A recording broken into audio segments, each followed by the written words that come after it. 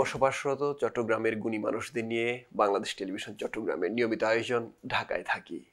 এই অনুষ্ঠান থেকে আপনাদের সবাইকে শুভেচ্ছা জানাচ্ছি আমি ইকবাল খন্দকার। আশা করছি সবাই ভালো আছেন। আশা করছি আগামী কিছু সময় আপনারা আমাদের সঙ্গেই থাকবেন। দর্শক, এই অনুষ্ঠানে আমরা কথা বলি চট্টগ্রামের গুণী মানুষদের সঙ্গে যারা ঢাকায় থাকেন।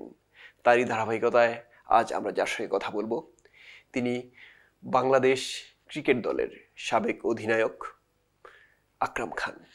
চলুন তাহলে তার সঙ্গে আলাপচারিতা শুরু করি। আকরাম ভাই, কেমন আছেন?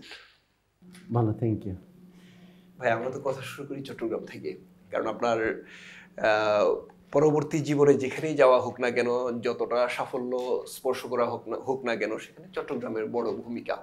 আপনার শৈশবটা একটু জানবো, চট্টগ্রামের শৈশব। খুবই ভালো, অনেক মিস করি, কারণ এত সুন্দর ছোটকালটা ছিল যে এখন দেখলে খুবই আফসোস হয় যে এই আজকালের ছেলেরা এই সুযোগটা যে পাচ্ছে না। আমাদের তখন অপশনটা অনেক কম ছিল, স্কুলে যেতাম, আসতাম, মাঠে চলে যেতাম, তারপর বাসায়, তারপরে হয়তো বা সপ্তাহে একটা দুইটা ভালো বিটিভিতে ইংলিশ ফিল্ম থাকতো, ওগুলো দেখতাম। বাট এখন তো মনে করেন অনলাইনে এত কিছু হয়ে গেছে যে বাচ্চারা আপনার বাইরে যাওয়ার কোনো পরিবেশ নেই, ওরা মাঠে গিয়ে খেলতে পারে না। তো এগুলো আসলে যারা মিস করছে ওরা কিন্তু বুঝবে না এদের এই জিনিসগুলো যে কী মজা। বাট পৃথিবীর যে কোনো জায়গায় যাই না কেন, আমার চিটংটা আমি মিস করি প্রত্যেকটা স্টেপে। আপনার বাবা মা, এই দুইজন মানুষ সম্পর্কে একটু আলাদা করে জানবো। তারা আপনার খেলাধুলার ব্যাপারে কতটা আন্তরিক ছিলেন, নাকি শুধু পড়াশোনার কথা বলতেন? দেখেন, আমার একটা অ্যাডভান্টেজ ছিল, যেহেতু আমার চিটাং যেখানে বাসার স্টেডিয়ামের পাশে, আউটার স্টেডিয়াম, রাস্তা আমার বাসা। তো আমার বড়োবেলা খেলতেন, আমাদের এই অ্যাডভান্টেজটা ছিল। যেমন আমার আব্বা মা আমাদেরকে সাপোর্ট করেছেন অনেক। আব্বা ব্যবসা করতেন, বড় ভাই খুব ভালো ফুটবলার ছিলেন, বাকি ভাইরা, কামাল ভাইও ফুটবল খেলতেন, আজম ভাইও ফুটবল ভালো খেলতেন। তো সেই সুবাদে আমি আমার ফ্যামিলি থেকে অ্যাডভান্টেজ পেয়েছি যে খেলাধুলা যে ভালো জিনিস। এখন যেরকম সবাই বুঝে, তখন কিন্তু সবাই বুঝতো না, বাট আমার ফ্যামিলি কিন্তু জানতো যে স্পোর্টস জিনিসটা অনেক ভালো। তো এবং ওই পরিবেশটা কিন্তু ওরকম ছিল, সিজন ওয়াইজ খেলা হতো। মনে করেন শীতকালে ক্রিকেট হতো, আপনার ফুটবল আপনার গ্রীষ্ম হট সিজনে হতো, আবার মাঝে মধ্যে হকিও খেলতাম। তো পরিবেশটাই ছিল ওরকম, অনেকে বাইরের থেকে এসে আউটার স্টেডিয়ামে প্র্যাকটিস করতো। তো স্কুলে আমার যত ফ্রেন্ড হয় নাই, তার চেয়ে বেশি কিন্তু ওই যে মাঠে খেলতে এসে যারা খেলতে আসতো, ওদের সাথে আমার ফ্রেন্ডশিপ হয়েছে এবং এখনও আছে। যেমন আসিফ ইকবাল, যে আপনার গান যে লেখে, আসিফ ইকবাল, ওর সাথে আমার পরিচয় কিন্তু চিটাঙে, আমরা একসাথে বড় হয়েছি, বাট ও স্পোর্টসে খুব ক্রেজি ছিল। তো এরকম অনেকের সাথে পরিচয় হয়েছে এবং সাপোর্ট পেয়েছি আমি সবসময় আমার ফ্যামিলি থেকে।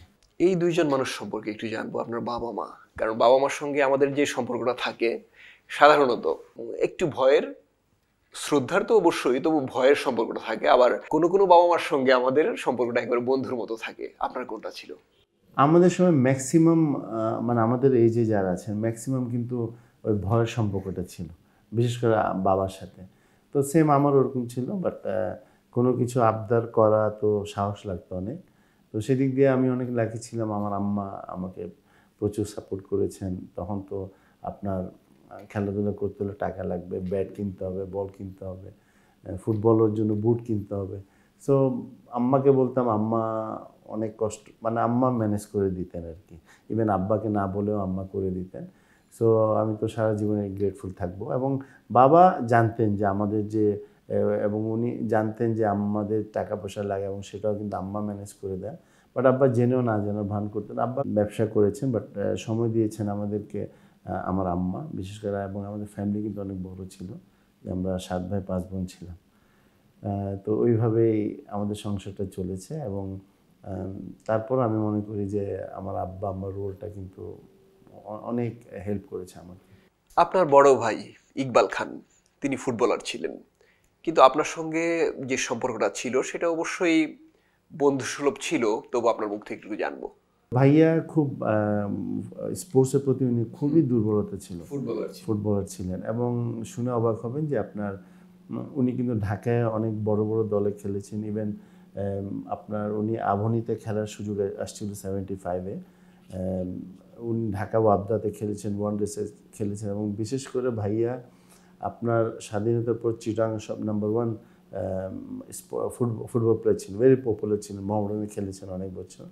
তারপরে স্বাধীনতার পর উনি প্রথম সেঞ্চুরি করলেন আপনার চিটাগং লিগে। তারপরে উনি একটা নিজে একটা টিম করেছিলেন KKRC, সেখানে কিন্তু আপনার অনেক বড় বড় ফুটবলাররা কিন্তু বের আসছে। না আপনি যদি সার্চ করেন, না আশিস ভদ্র বলে একজন প্লেয়ার ছিলেন, খুবই ভালো খেলেছেন, উনি KKRC থেকে আসছেন। টিপু ভাই মোহামেডানে খেলেছেন, আপনি 4-5টা কিন্তু আপনার ন্যাশনাল টিমেও খেলেছেন। তো উনি অ্যাজ এ প্লেয়ার হিসাবেও কিন্তু যেভাবে সুনাম করেছেন, কোচ হিসাবেও কিন্তু, অর্গানাইজার হিসাবেও কিন্তু অনেক ভালো করেছেন। ওনার থাকাতে আমাদের আরও সুযোগ সুবিধা হয়েছে, যেহেতু ভাইয়া স্পোর্টসের সাথে ছিলেন, ওই বিদায় আমরাও স্পোর্টসের সাথে অ্যাডজাস্ট হয়ে গেছি সবাই। এবং ভাই হিসাবেও আমি মনে করি যে উনি না থাকলে হয়তো বা আমরা অন্য ভাইরা এই পর্যায়ে আসাটা ডিফিকাল্ট হতো আমাদের জন্য। পিঠাপিঠি ভাই বোন যারা, তাদের সঙ্গে সম্পর্কটা কেমন ছিল? আমরা সবাই কিন্তু ছিলাম, বড় ভাইকে, ইকবাল ভাইকেও আমরা ভয় পেতাম। ইকবাল ভাই আর কামাল ভাই, মানে আমাদের এই এই যে এখনকার যুগে যে মা বা ছেলে সন্তানরা যেভাবে থাকে, তখন ওই সিচুয়েশন ছিল না। বাট পরের যে যারা আছে সব ভাই বোন আমরা খুবই ভালো রিলেশন ছিল, ফ্রি ছিল, আমরা মজা করতাম। তখন তো আর এখনকার মতো ব্যস্ত থাকতো না বাচ্চারা, যে টিভি বা অনলাইনে বা মোবাইল এগুলো নিয়ে তো তখন কোনো সুযোগই ছিল না।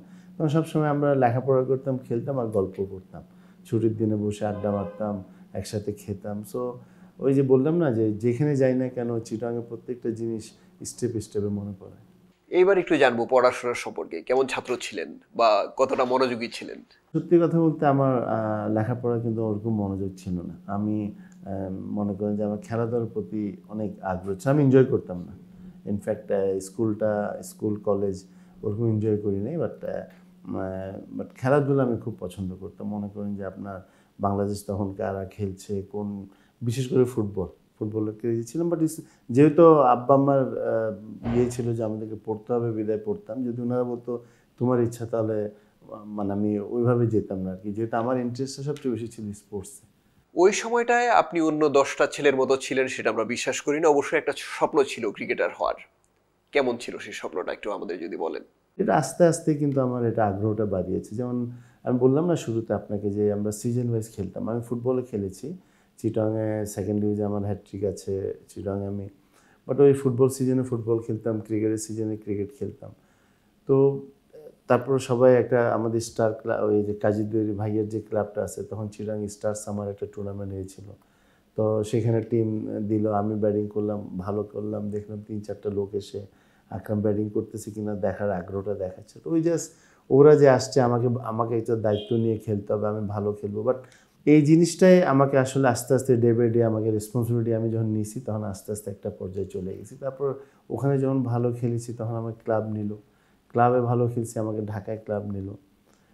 ঢাকায় যখন আসছি, তখন কিন্তু আপনার বছরে 2 বছরে বাংলাদেশ 2টা ওয়ানডে খেলতো, এশিয়া কাপ, শ্রীলঙ্কার পাকিস্তানের সাথে, ইন্ডিয়া।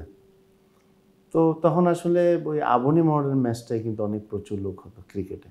তো তখন আমার টার্গেট ছিল যে প্রত্যেকটা প্লেয়ার আমার সাথে যারা ছিল, যে না আবনি মডার্নে খেলা। তখন বাংলাদেশ টিমে খেলার কিন্তু ওরকম স্বপ্ন ওরকম ছিল না, যেহেতু বাংলাদেশ টিমে কোনো ট্যুর থাকতো না বা বাংলাদেশ ওরকম খেলতো না।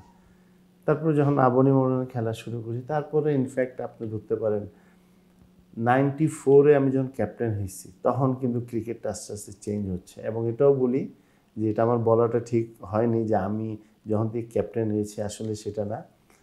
94-এ একটা সার্ক টুর্নামেন্ট হয়েছিল, যে আপনার ঢাকার মধ্যে যারা আমার বয়সী আছে ওনারা বুঝতে পারবেন বা সার্চ করলে, তখন ইন্ডিয়া, পাকিস্তান, শ্রীলঙ্কা, বাংলাদেশ নিয়ে একটা টুর্নামেন্ট হয়েছিল, সার্ক টুর্নামেন্ট। সেটাই আমার প্রথম ক্যাপ্টেন্সি। এবং সেখানে কিন্তু আমরা শ্রীলঙ্কাকে হারিয়ে আমরা ফাইনাল খেলছি ইন্ডিয়ার সাথে, এবং ইন্ডিয়ার সাথে আমরা হেরে যাই। এবং তখন প্রথম বাংলাদেশে আমি দেখলাম যে আপনার ফুল স্টেডিয়াম লোক হয়েছিল, এবং তার চেয়ে বেশি কিন্তু বাইরেও, স্টেডিয়ামের বাইরে কিন্তু টিকিট না পেয়ে ওরা ছিল। সেটা হলো 94, এবং তখন কিন্তু ক্রিকেটটা অনেক পপুলার হয়ে গেছে। তারপর আমরা 94-এ কিন্তু আমাদের একটা ICC টুর্নামেন্ট ছিল, সেখানে কিন্তু আমরা কোয়ালিফাই করতে পারিনি।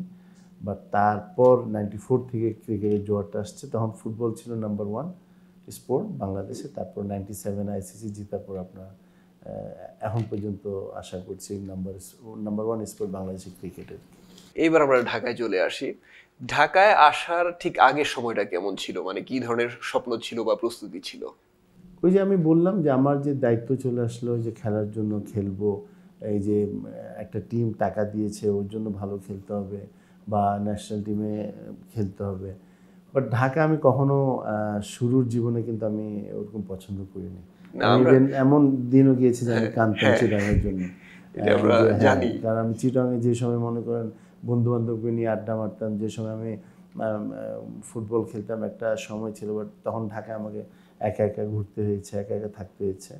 তো সেটা কিন্তু এটা আমার জীবনটা কঠিন ছিল, বাট মানে এই যে আজকে আসার পর্যায়ে কিন্তু ওই লাইফটা কিন্তু আমার জন্য ভেরি ইম্পর্টেন্ট ছিল ঢাকায় যখন এসেছি। ওটা তখন কিন্তু ঢাকা না আসলে হয়তো আমি এই পর্যায়ে পৌঁছাতাম না। আপনি ঢাকায় এসেছেন, আসলে কান্নার যে বিষয়টা এটা আবেগ জড়িত থাকে, কারণ অনেকটা মূল ছিন্ন করে আসার মতো আমাদের মনে হয় এরকম যে আর কখনো যাওয়া হবে না, তাৎক্ষণিকভাবে অনেকটা ফিলিংস হয়। সেটা আপনার হয়েছে বলে আপনি কেঁদেছেন, তারপর আস্তে আস্তে হয়তো পরিধি বেড়েছে, মনটা টিকেছে। তবু ওই সময়টার কথা মনে থাকে মানুষের আলাদা করে, শুধু কান্নার বিষয়টাই না, আরো কিছু স্ট্রাগল ছিল, ওই স্ট্রাগলটার কথা একটু হ্যাঁ, জানি। আমি স্ট্রাগল আমি বলছি, যেমন আমাদের বাসায় খাওয়া দাওয়া কিন্তু খুব ভালো হতো। যে আপনি মনে করেন যে সকালে, দুপুরে, রাত্রে, বিকালে অনেক রিচ ফুড খেতাম আমরা, এবং অনেক মজার মজার খাওয়া, তো ওগুলো তো ঢাকায় পেতাম না। আর এখনকার মতো ফাস্ট ফুড তো তখন ঢাকায় ছিল না, এই মিডল 80s-এ।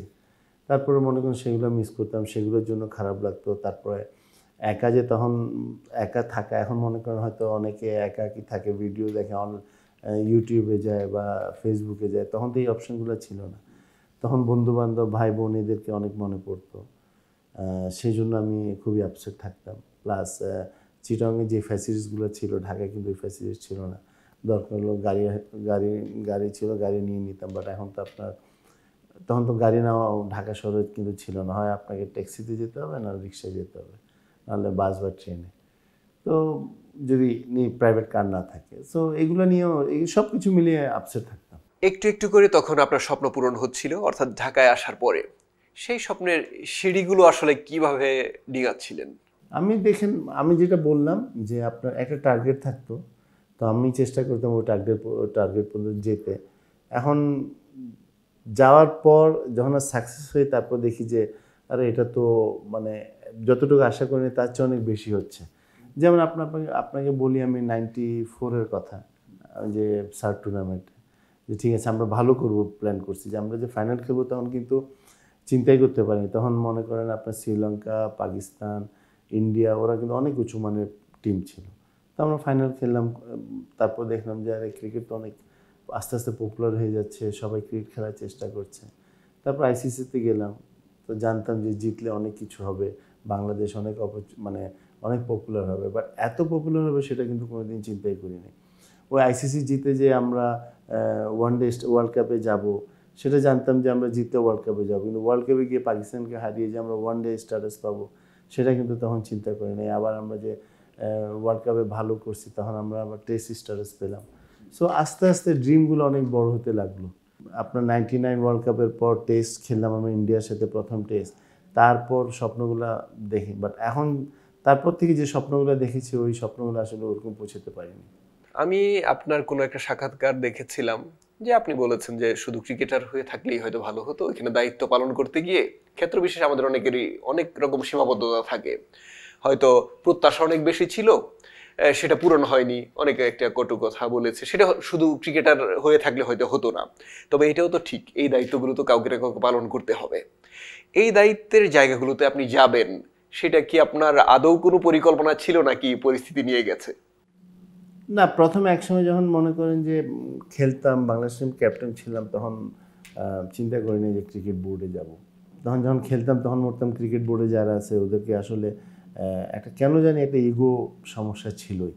বাট পরে যখন দেখলাম যে যে এক্সপিরিয়েন্স আমাদের, যেভাবে আমরা মাঠ ছেড়ে যাচ্ছি, তো যদি আমরা এই এক্সপিরিয়েন্সগুলো যদি বাংলাদেশ যারা প্লেয়াররা আসবে ওদেরকে যদি আমরা যে জিনিসটা পাইনি, এই প্লেয়াররা যদি ওটা পায়, তাহলে বাংলাদেশটা এগিয়ে যাবে। এবং শুধু তো আপনার মাঠে খেললে হয় না, আপনার ফ্যাসিলিটিস তো সব দিক দিয়ে দিতে হয়।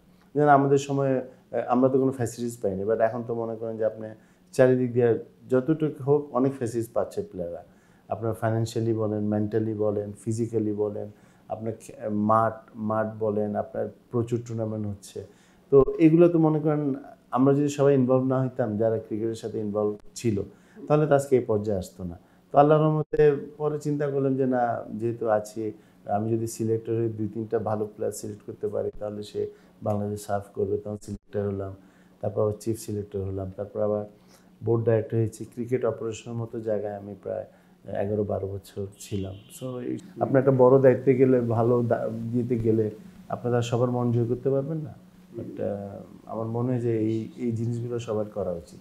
আপনার বড় ভাইয়ের 2 সন্তান তামিম ইকবাল এবং নাফিজ ইকবাল, তাদের সঙ্গে আপনার সম্পর্ক কেমন সেটা আমরা জানি, তবু তাদের সঙ্গে যখন দেখা হয় বা একটা আড্ডায় বসেন, কি নিয়ে কথা হয়? একটা বাসা থেকে মনে করেন যে 3টা টেস্ট প্লেয়ার আসা, এটা কিন্তু আমি জানি না মানুষেরা চিন্তা করে কিনা, এটা কিন্তু অনেক বড় একটা ব্যাপার। পৃথিবীতে 3টা ফ্যামিলি আছে যারা 3জন আপনার বাংলা মানে দেশে ফরে খেলেছে। একটা হলো হানিফ পরিবার, একটা হলো গ্রেগ চ্যাপেল, আর একটা হলো আমরা খান পরিবার। সো এটা তো অনেক বড় একটা বিগ অ্যাচিভমেন্ট। এটা আমি মনে করি যেটা বাংলাদেশ হয়ে একটা ফ্যামিলি থেকে 3জন খেলা, এর চেয়ে এটা তো আল্লাহর অনেক বড় একটা রহমত। আমাদের বাসার অ্যাটমসফিয়ারই ছিল কিন্তু সেটা। আমি ক্রিকেট, ভাইয়া ফুটবল না খেললে, অন্য ভাইয়ারা যদি ফুটবল না খেলতো, আমি হয়তো স্পোর্টসের সাথে থাকতাম না। আমি ক্রিকেট না খেললে হয়তো বা আমার যে নেক্সট জেনারেশন যারা আছে ওরা কিন্তু ক্রিকেটে ইনভলভ হতো না। তো ওরা ছোটোকাল থেকে আমাকে দেখেছে, তামিম আমাকে বল করতো, নাফিস বল করতো, আমরা বাইরে গিয়ে ম্যাচ খেলতাম এই যে ছোট ইনডোরে। ভাইয়া এগুলো আবার খুব এনজয় করতো। সো এই অ্যাডভান্টেজগুলো আসলে এক্সপিরিয়েন্স শেয়ার করতে হয় না, কথায় কথায় কিন্তু সবাই এক্সপিরিয়েন্সটা হয়ে গেছে আর কি। এটা চাইলো ওটা চাইলো এই। এবার আপনার পরিবার সম্পর্কে একটু জানবো। আপনার বড় পরিবার ছিল ভাই বোনদের নিয়ে, তারপর নিজের স্ত্রী সন্তান তাদের নিয়ে। স্ত্রীর সঙ্গে কিভাবে সম্পর্ক হয়েছিল যদি একটু আমাদের জানান। আমি তো চিটং কাজিদ্দরিতে থাকতাম, স্টেডিয়ামের পাশে। তো ও আসলো ওখানে, ওরা থাকার জন্য। তো ওখানে আমার ছোটো ভাই, যে ভাই মারা গেছে, আকবর খান, ওর সাথে ওর ভাইয়ের খুব ভালো একটা পরিচয় ছিল আর কি, ওর বন্ধু ছিল। তারপরে একদিন পরিচয় হলো, যে বললাম যে শুরুতে যে স্কুলিং আমার এত ফ্রেন্ড ছিল না, যত স্পোর্টসের সাথে আমার ফ্রেন্ড আছে। তো ওর চাচাতো ভাই একটা আপনার সেলিম, ও ফুটবল খেলতো। তো শুনলাম যে ওর নাকি বোন। তা আমি ওরা বললাম যে তোর বোন নাকি মডার্ন সাপোর্ট করে, আবর্ণী প্লেয়ারদেরকে দেখতে পারে না। তো আমি জিজ্ঞেস করি, তো জিজ্ঞেস করে বলছেন আমি তো এরকম বলি নেই। তখন আমি ইয়েকে বললাম, আমি এর মধ্যে 2-1বার দেখছি ওকে কলেজে যেতে টেতে। তখন আমাদের সময় তো আসলে কেটস পাওয়া, ভালো গেঞ্জি পাওয়া, এডিডাস পোমা পাওয়া মানে স্বপ্ন ছিল। তখন তো এত সহজে কিন্তু পাওয়া যেত না। তখন আমি ওকে বলছি যে তুমি আমাকে পরিচয় করে দাও, আমি তোমাকে কেটস দিব, মানে খেলার। ওইভাবেই কিন্তু আমার পরিচয়টা হলো। বুঝতে পেরেছে। তারপর সেটা বিয়ের দিকে গড়ালো। হ্যাঁ, তখন প্রায় আমরা 4-5 বছর প্রেম করার পর ওটা বিয়ের দিক গড়ালো। যেটা বললাম, আমার আম্মার মতো তো সে ওয়াজ এক্সট্রাঅর্ডিনারি লেডি। ওই যে বলছে আকরাম পছন্দ করছে, আমার পছন্দ, কোনো অসুবিধা নেই। তার আমি বলছি আম্মা আপনি পছন্দ না করলে আমিও করবো না, মানে জাস্ট ওনাকে খুশি করার জন্য। বাট ব্যাপারটা ওরকমই হয়ে গেছে। তো এইভাবে প্রেমের পর বিয়ের পর প্ল্যান ছিল যে ঢাকাতেই চলে যাব। মানে এই যে বিয়ে করেছি আমি 95-এ, বাট তারপরে আমার বউর সাথে ডিসকাস করে ওর আগ্রহটা অনেক বেশি ছিল ঢাকায় থাকার। এবার পরের প্রজন্ম অর্থাৎ আপনার সন্তান, তাদের সম্পর্কে জানবো। আমার 2টা মেয়ে সানবিমসে পড়েছে এখন, একজন লন্ডনে আছে আর একজন আপনার কানাডায় আছে, ওরা পড়ছে। যখনই সময় পাই আমরা চলে যাই, আর ওরা যখন ছুটি পায় ওরা আসে, আমরা আসলে ওদেরকে নিয়ে চিটাংয়ে যাই। চিটাংয়ে ভাই বোন সবার সাথে আমরা গল্প করি, খুব আনন্দ করি। আবার বাট মিস করি ওদেরকে প্রত্যেকটা স্টেপে। এখন যদি আমরা আবার ক্রিকেটের যে নির্বাচনের বিষয়টা চলে যাই, নির্বাচন বলতে যে আপনি নির্বাচক হিসেবে যে কাজটা করেন, সেই নির্বাচনের ক্ষেত্রে একেবারেই মানে নিরপেক্ষ থাকতে হয়, সৎ থাকতে হয়। সেই সততার জায়গা থেকে যারা কাজটা করে তারাই আসলে বছরের পর বছর এই জায়গাগুলোতে স্থান পায়, অথবা তাদের উপরে আস্থা আমরা রাখি। সেখানে আমাদের ছেলেরা বিশেষ করে কতটা আপনাদের মানে সন্তুষ্টি অনুযায়ী উঠে আসতে পারছে, অর্থাৎ আপনারা এইভাবে চাচ্ছেন যে এইভাবে আসলে তাদের ভবিষ্যৎটা ভালো হবে, তারা ভালো ক্রিকেটার হতে পারবে, সেখানে কতটা সন্তুষ্ট একজন নির্বাচক হিসেবে? নির্বাচক জিনিসটা হলো আলাদা। আপনি যেটা কোয়েশ্চেন করেছেন যে আপনার নির্বাচক হলো যে আপনার 10টা যে ছেলে আছে এর মধ্যে যে ভালো ও 3টা নিলেন। তো ওই হিসাবে আমরা বেস্ট 3টা আমরা নিয়ে নিই। বাট এটা এমন একটা জায়গা, এখানে যদি আপনি কোনোভাবে কেউকে ডিপ্রাইভ করেন, এটা কিন্তু অনেক বাজে একটা কাজ হবে। আপনি ডিপ্রাইভ বা আপনি কেউর পক্ষে যাওয়া, এটা কিন্তু অনেক বড় একটা পাপ হবে আমি বলি। কারণ কেউকে ডিপ্রাইভ করা মানে একটা ক্যারিয়ার। আপনি বলেন মুস্তাফিজের কথা চিন্তা করেন, মুস্তাফিজকে যদি কেউ ওর সাথে 2 নম্বরই করতো, ওকে যদি না নিত, তাহলে দেখতেন আজকে কিন্তু ও যে পর্যায়ে গেছে এই পর্যায়ে যেতে পারতেন না। এবং ওর জন্য কিন্তু ওর মানে মিনিমাম ফ্যামিলি মেম্বার অনেকগুলো কিন্তু আজকে একটা ভালো অবস্থায় আছে, এবং you are doing for your country. ভাই একটা ব্যাপার, সেটা হচ্ছে আপনি যখন মাঠে খেলছেন তখন গ্যালারিতে যারা থাকেন তারা কিন্তু উচ্ছ্বাস প্রকাশ করেন অথবা হতাশা প্রকাশ করেন। সেই হতাশা এবং উচ্ছ্বাস আপনাকেও ছুঁয়ে যায়, আপনি যতই খেলার প্রতি মনোযোগী থাকেন না কেন। ওই পরিস্থিতিগুলো আসলে কেমন হয়, যে আপনি পারছেন না, চেষ্টা করছেন কিন্তু পারছেন না, দর্শক হতাশ হচ্ছে, আবার পারছেন, চেষ্টা করছেন, তারা উচ্ছ্বাস প্রকাশ করছে। এটা একমাত্র যারা এই সিচুয়েশনে পড়ছে তারাই বুঝতে পারবে এটা যে কত আনন্দের এবং কত দুঃখের। মানে আপনি চিন্তা করতে পারবেন, অনেকগুলো ম্যাচ ছিল যে 100% আমরা ম্যাচ জিতবো, হেরে গেছি। দর্শকরা আপসেট হয়েছে, গালাগালি করছে, বাট তাদের চেয়ে বেশি কিন্তু আপসেট আমি হয়েছি যে এই ম্যাচটা কিন্তু আবার অনেক ম্যাচ, মানে এই ম্যাচটা কোনোভাবে হারা উচিত হয়নি। যে রিসেন্টলি যে প্লেয়াররা যে হারছে, প্লেয়ারদেরকে যে বকাবকি করছে, কারণ যে আমি যতই বলেন না কেন এদের প্লেয়ারদের চেয়ে কষ্ট কিন্তু আর কেউ বেশি পায় না। এমন দিনও গেছে যে মনে করেন ম্যাচ হারা ম্যাচ দর্শকরা মেনে নিছে যে ম্যাচটা হেরে গেছে, এরকম অনেক ম্যাচ কিন্তু আমি ম্যাচ জিতিয়েছি। আবনির ফরে, আমার রেলওয়ের ফরে, বাংলাদেশ টিমের ফরে। সো তখন কিন্তু আনন্দটা কিন্তু অন্য ধরনের। এই যে আমরা আইসিসি জিতলাম, আপনার এত হাজার হাজার দর্শক আপনার গেল। মালয়েশিয়াতে তো আপনার ক্রিকেট অত পপুলার না, লাস্টে পুলিশরা কন্ট্রোল করতে না পেরে কুকুর ছেড়ে দিছে যে ওদেরকে কন্ট্রোল করার জন্য, মাঠে যে ঢুকে পড়ছে। সো এগুলো মানে আপনি টাকা দিয়ে কোনো দিন কিনতে পারবেন না। সো এইটা দুঃখ, এটার আনন্দ আপনি মানে প্রকাশ করা যাবে না। বাট স্পোর্টসে মনে করেন ওটা সিচুয়েশনে যেটা ডিমান্ড সেটা করতে হয়। তো সেই জন্য আমি বললাম যে কোয়ালিটি ইজ ভেরি ইম্পর্টেন্ট। আপনার তো যাদের কোয়ালিটি আছে ওদের এই সিচুয়েশনে কিন্তু ওরা বুঝতে পারে যে কি আনন্দের কি দুঃখের। আপনারা যখন মাঠে খেলেন ওই সময়টায় শুধুমাত্র কোনো প্রতিক্রিয়া সেটা মাঠের মধ্যে সীমাবদ্ধ থাকতো, কিন্তু এখন সেটা সোশ্যাল মিডিয়ায় ছড়িয়ে পড়েছে। অর্থাৎ একজন ক্রিকেটার ভালো করলে তাকে ভালো লেখা হয় তার ব্যাপারে, খারাপ করলে খুব বাজেভাবে লেখা হয়। এই বিষয়টাকে আপনি কিভাবে দেখেন? দুইটাই কিন্তু আপনার ডিফিকাল্ট। আমি আপনাকে একটা ঘটনা বলি, যেমন আগে আমি যেটা বললাম আবনি মাওরের ম্যাচ, তো আবনি মাওরের ম্যাচে আপনার 2 দিন আগের থেকে আমাদের খাওয়া দাওয়া বন্ধ হয়ে যেত। মানে সিরিয়াসলি, মানে কোনো ভালো কথা বললেও না খারাপ লাগতো যে কী বলে, কারণ যেহেতু আমাদের 40,000 লোক এসে খেলা দেখবে। তো এই ওখানে মনে করেন আমরা আবনি তো ধানমন্ডিতেই যেতাম আমরা। তো ঠিক আছে, আমরা হারছি, আমাদেরকে গালাগালাজ করে আধা ঘন্টা পর দর্শকরা চলে গেল, আমরা 1 ঘন্টা পর বের হলাম। বাট মহড়ানো তো দর্শকরা কিন্তু ওই ওই আমাদের ওই স্টেডিয়ামেই থাকছে। মহড়া যদি কোনো কারণে হাঁটতো, তাহলে এমনও গেছে যে আপনার প্লেয়াররা কিন্তু রাত 9টা-10টা পর্যন্ত কিন্তু বের হতে পারে না, বুঝছেন? মানে তো আর এখন যেটা হয় যে এখন ওই জিনিসটা নাই। এখন আপনার মাঠে গালি দিতে পারবেন না, মাটিতে গালি দিলে আপনাকে মাঠ থেকে বের করে দিবে। কিন্তু এখন ওই যে সোশ্যাল মিডিয়া ইজ ডেঞ্জারাস, সেটা আমি মনে করি যে আপনার আমাদের চেয়ে অনেক খারাপ। আমরা খারাপ কিছু গালি খাইছি, শেষ, ওদিনই শেষ। কিন্তু এখন তো যেভাবে আপনার হয়, এটা আসলে ভেরি ডিফিকাল্ট। মানে বিশেষ করে বাংলাদেশে কিন্তু এটা অনেক বেশি হয়। তো আপনার ওই বললাম যে আপনি এই স্পোর্টসে ভালো খারাপ দুটোটাই আছে কিন্তু। আবার যদি আমরা একটু চট্টগ্রামের প্রসঙ্গে যাই, কারণ শেষ দিকে চলে এসেছি, যেখান থেকে আপনার শুরু সেখানেই তো যেতে হবে মূলত আমাদের। চট্টগ্রামের মানুষ, দিন শেষে আপনি, তারাও চট্টগ্রামের মানুষ, তাদের উদ্দেশ্যে যদি কিছু বলেন। না, আই এম ভেরি লাকি যে আমি ওদের মতো বন্ধুবান্ধব পেয়েছি, আত্মীয় স্বজন পেয়েছি। আপনার ওরা আমাকে, হয়তো আমি এখন আকরাম খান, বাট যখন ওরা আমাকে হেল্প করছে তখন কিন্তু আমি আকরাম খান ছিলাম না। আমি আমার একটা বন্ধু আছে, আপনি যেহেতু এই প্রশ্ন করেছেন আমি বলছি যে শাহিন, সে কিন্তু ঢাকা থাকতো। ওর আব্বা ঢাকা ইউনিভার্সিটির প্রফেসর ছিল। ও যখনই ছুটি পেত চিটাঙে যেত, চিটাং থেকে আসার সময় সে কান্নাকাটি করতো। মানে সে এত চিটাং পছন্দ করতো। আমি ঢাকা একবার আসার পর এশিয়া কাপের ট্রায়াল ম্যাচ ছিল, তো আমার কিন্তু জ্বর হয়েছিল তখন। সে আমাকে ওর বাসায় নিয়ে আপনার জাস্ট এত সেবা করছে, মানে ওটা আমি জীবনে ভুলতে পারবো না। যে ওর আব্বা আম্মা তখন কাতারে ছিলেন, আমি আর ও ছিলাম ওর বাসায়। তো সে সারা রাত আমাকে মানে আপনার মাথায় পানি দিয়েছে। আমার জ্বর ছিল, পরের দিন ট্রায়াল ম্যাচ আপনি না খেললে বা ভালো না করলে আপনার এশিয়া কাপের সুযোগ পাবেন, এটা হলো 88-এ।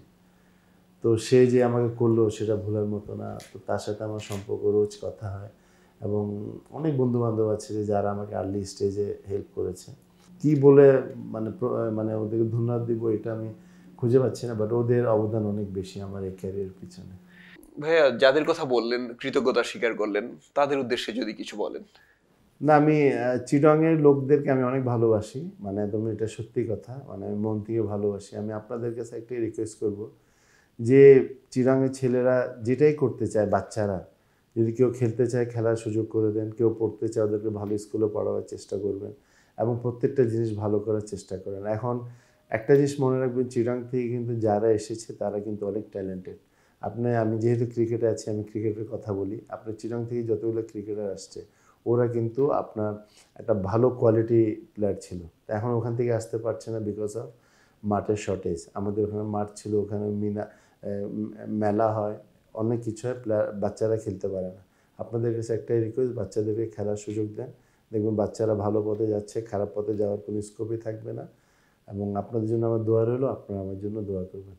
দর্শক, এতক্ষণ আমরা কথা বলছিলাম বাংলাদেশ ক্রিকেট টিমের সাবেক অধিনায়ক আকরাম খানের সঙ্গে। জানছিলাম তার ব্যক্তি জীবনের কথা, জানছিলাম তার খেলোয়াড় জীবনের কথা। আশা করি আপনাদের ভালো লেগেছে। দর্শক, আমরা অনুষ্ঠানের শেষ পর্যায়ে চলে এসেছি, এখন বিদায় নেব। আগামী পর্বে চট্টগ্রামের আরও একজন গুণী মানুষ নিয়ে আপনাদের সামনে হাজির হয়ে যাব। সেই পর্যন্ত সবাই ভালো থাকবেন, সুস্থ থাকবেন। সবার জন্য শুভকামনা করছি আমি, ইকবাল খন্দকার। আল্লাহ হাফেজ।